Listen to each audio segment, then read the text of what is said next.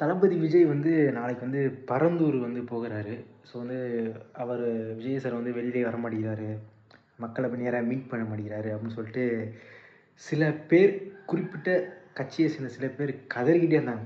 கதறுனா என்ன மாதிரி கதறுன்னு அந்த ஊருக்கே தெரிஞ்ச விஷயம்.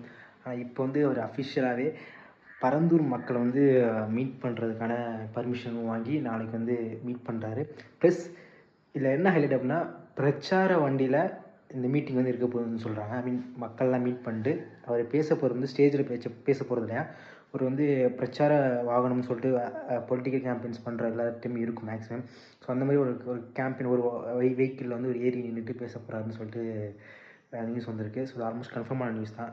ஸோ ஸோ நாளைக்கு பார்ப்போம் எப்படி ஸ்வீட்ஸ்லாம் அப்படின்னு சொல்லிட்டு பார்ப்போம். கண்டிப்பாக நான் வீடியோஸ் எல்லாமே நம்ம பேஜ்லேயும் சரி சேனல்லையும் சரி அப்டேட் பண்ணுறேன். ஸோ மறக்காம பேஜையும் சேனலையும் ஃபாலோ பண்ணிட்டு லைக் பண்ணிட்டு அப்படியே சப்ஸ்கிரைப் பண்ணிக்கங்க.